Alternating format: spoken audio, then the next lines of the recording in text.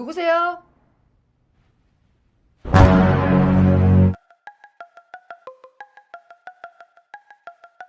Tes 1, 2, 3 dicoba. Halo sobat HD Film dimanapun kalian berada, balik lagi bareng saya King Don, si ganteng maksimal yang dermawan dan rupawan di tingkat kecamatan. What? Kali ini saya akan mengulas tuntas tas alur cerita film Unstoppable yang dirilis pada tahun 2018 dan dibintangi oleh Madung Suk. Tak perlu pakai lama, langsung check intro.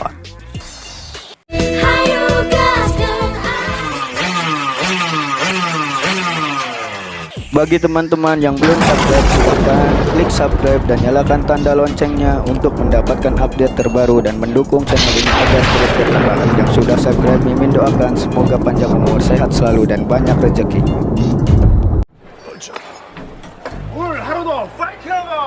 Film diawali oleh sang tokoh utama Kang Dun Chul, biar gampang sebut saja Kang Chul, yang sedang menyiapkan barang dagangannya bersama teman dekatnya Chon Sik. Selang beberapa saat mereka melihat seorang pedagang yang sedang ditagih iuran retribusi pasar oleh beberapa laki-laki yang merupakan bagian dari perserikatan pedagang dengan alibi keamanan untuk mereka berdagang. 저런 새끼 진짜 옛날에 우리한테 한번 확 걸렸어야 되는데 진짜. 가게마다 물건 싹 다 돌렸습니다. 그래? 응. 수고해. Kang Chul dan Chon Sik duduk menemui pengusaha investasi untuk mencari keuntungan dari investasi kepiting raja. Tanpa ragu, Kang Chul memberikan semua uang tabungannya dengan harapan mendapatkan keuntungan gede. 저기 사장님 계약금 여기 있습니다. 아, 예. 수협에서 찾아왔구만. 갈까? 이건 집에 가가 쪄도 있어. 형 전화 주세요. Setelah itu istri dari Kang Chul, Jisoo, terlihat kecewa dengan keputusan Kang Chul berinvestasi kepiting raja. 있다니까. 됐어! 그만 좀 해. 아 진짜 미치겠다 진짜. 어? 그만하라고. 알았어. 그만해. 알았어. 밥 먹. Perjalanan pulang, tak disengaja atau tidak, tiba-tiba mobil Kang Chul ditabrak dari belakang. Ketegangan pun terjadi, ternyata yang menabrak mobilnya adalah Gitai, bos kriminal yang bisnisnya dalam hal perdagangan manusia.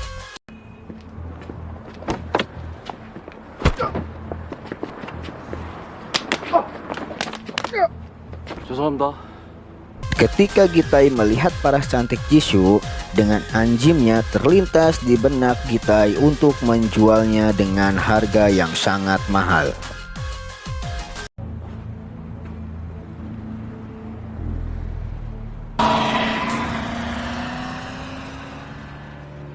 Hingga akhirnya tepat di hari ulang tahun Jisoo, Kang Chul menyiapkan beberapa hadiah untuk diberikan kepada istrinya. Namun di saat yang bersamaan di rumah istrinya malah terdapat kejadian yang sangat mengenaskan.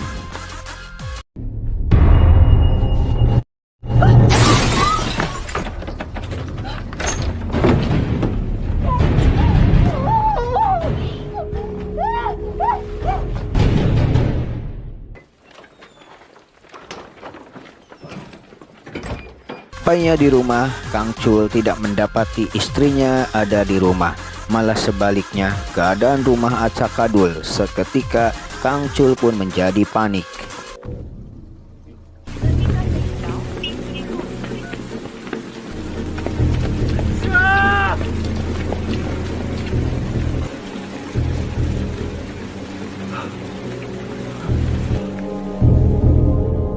Keesokan paginya, Kang Chul mencoba mendatangi Kapolsek setempat untuk melaporkan dan melihat rekaman CCTV. Tapi sayang, tidak ada petunjuk yang didapatkan.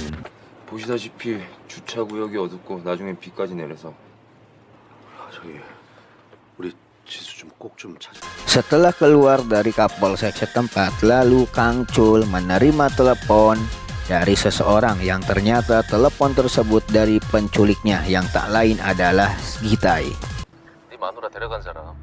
Lalu si Gitai menyuruh Kang Chul untuk pergi ke suatu tempat makan dan membuka tas yang berada di kursi meja makan.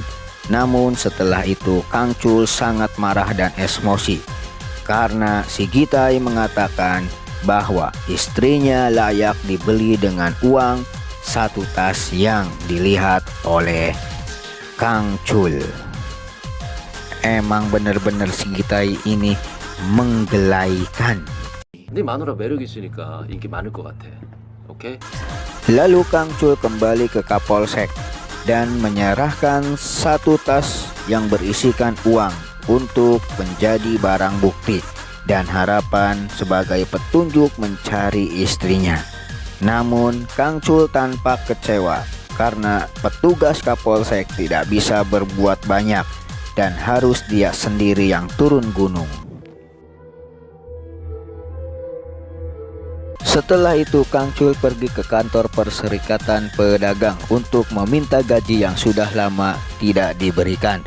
Namun ada jongos yang songong dan sok jagoan di depan Kang Chul. Dengan hitungan detik 3 jongos pun ditumbangkan, sedangkan jongos botak tampak ketakutan dan si ketua memberikan uangnya. 내보내. 그냥 가.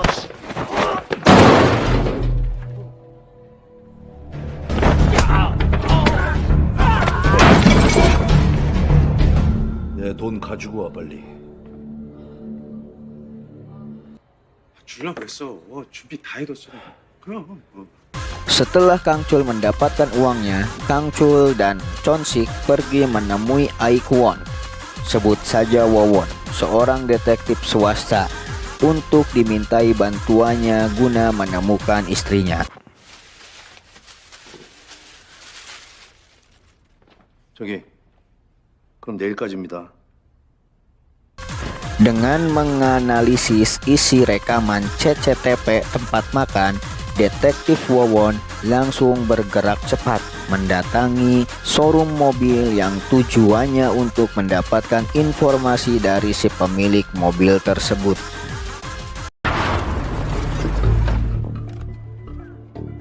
어이 그렇게 혼자 들어가서 뭐 하려고?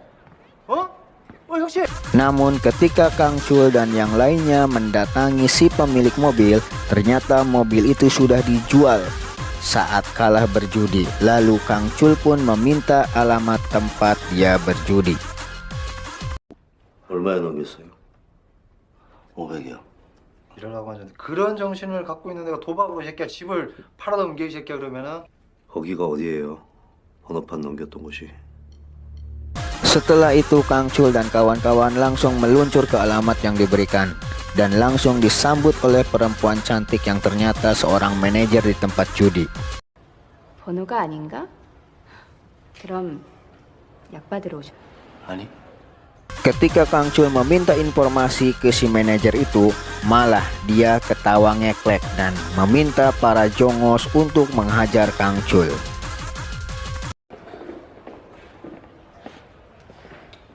Ketika Kang Chul siap membantainya, dengan sombong Detektif Wowon meminta Kang Chul mundur dan dia yang membereskannya. Baca. Karena fisik dan keahliannya yang sangat minus, Detektif Wowon tumbang yang membuat Kang Chul akhirnya turun gunung untuk membereskannya. 내가 누군지 알려줄게 내가.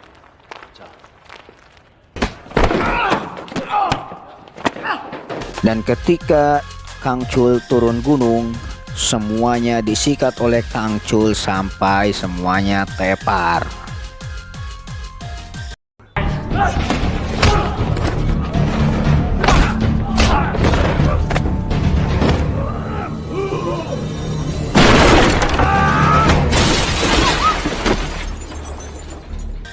Setelah itu si manajer pun menyerah ketakutan dan mau memberikan informasi yang dipinta oleh Kang Chul dengan memberikan sebuah kartu nama. Namun sayang perusahaan yang tertulis di kartu nama itu sudah tidak beroperasi. 그러니까 아까 전에 씨발 펀치가 와 진짜 완전 소도 때려잡겠던데 보니까. 저 형이 진짜 열이 딱 받잖아? 그럼 일단 눈빛이 딱 변해. 와씨 진짜 잘못 건드렸다.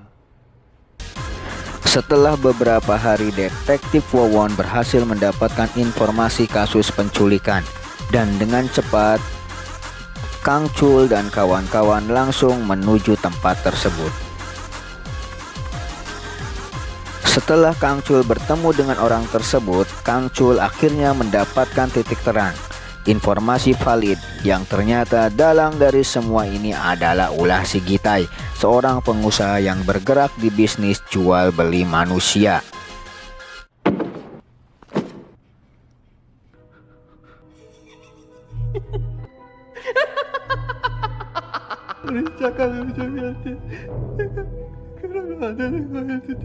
Setelah Kang Chul mendapatkan informasi cukup banyak, lalu Kang Chul pergi ke salah satu perusahaan milik si Gitai dan disambut oleh salah satu supir si Gitai yang dulu menabrak mobilnya. 그래서 어디 있어? 모른다니까. 이 사람이 진짜 뭐 하자는 거야?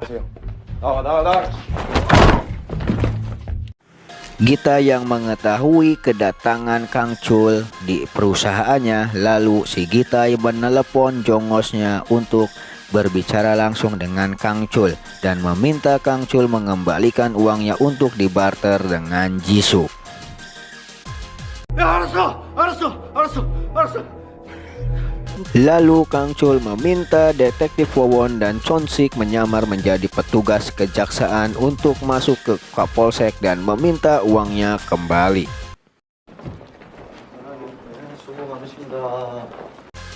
Lalu mereka berdua berhasil mendapatkan uangnya kembali.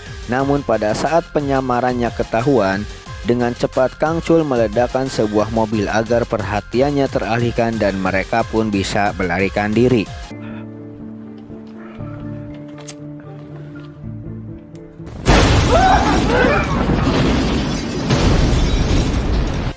Kang Chul pun berhasil mendapatkan uangnya kembali.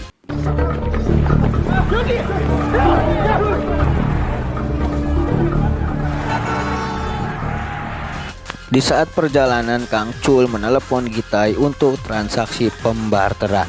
Gitai pun lalu menyuruh Kang Chul datang ke markasnya dan meminta para jongos memindahkan tawanannya.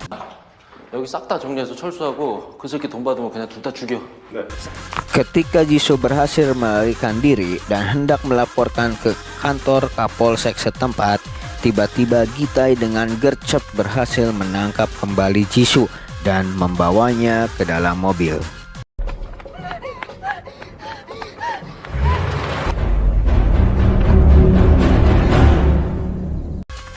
Sementara di tempat lain, Kang Chul dan kawan-kawan sudah sampai di markas si Gitai.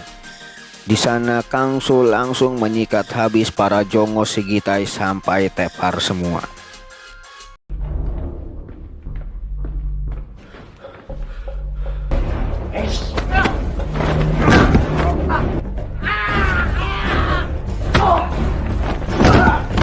Dan ketika jongos-jongos yang lain sudah pada tepar, akhirnya Kang Chul berhadapan dengan jongos terkuat si Gitai. Sempat kewalahan, namun tetap akhirnya Kang Chul berhasil menyikat habis jongos tersebut.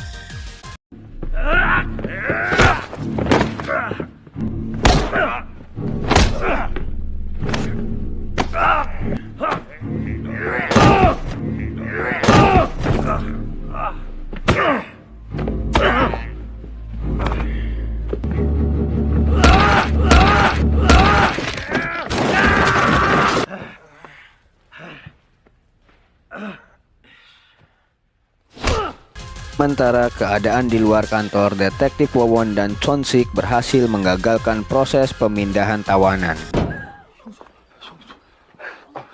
Setelah berhasil mengalahkan semua jongos si Gitai, Kang Chul melihat salah satu jendela yang dibobol dan berpikir Jisoo telah melarikan diri. Lalu Kang Chul pergi mencari keberadaan Jisoo. Tiba-tiba di perjalanan, Kang Chul bertemu dengan mobil si Gitai yang di dalamnya ada istrinya, dan terjadilah kejar mengejar di antara mereka berdua.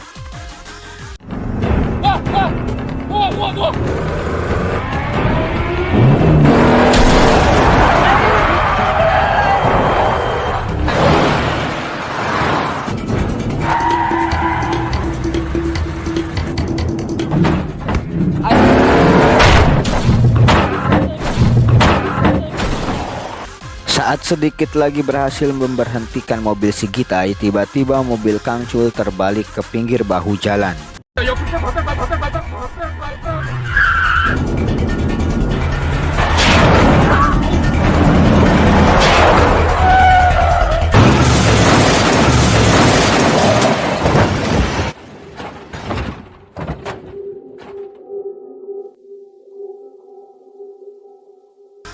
Mengira Kang Chul kehabisan tenaga, dengan pedenya si Gitai ini mendatangi dan menantang Kang Chul dengan membawa kampak 212 di lengannya.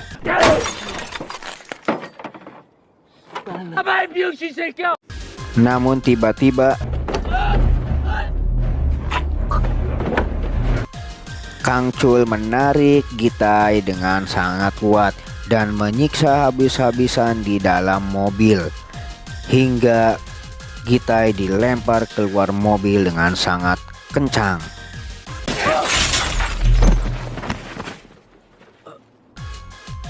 Menyadari sikonnya yang kalah telak dari Kang Chul, si Gitai ini mengancam Kang Chul dengan bunuh diri. Tapi dengan sekejap Kang Chul meremukkan jari-jari tangan si Gitai dan memberikan salam olahraga kepada si Gitai. 자살한다.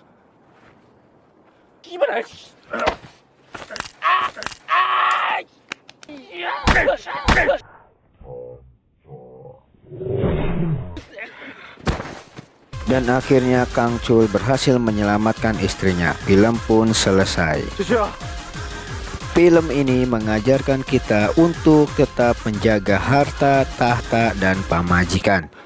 Sampai berjumpa kembali. See you.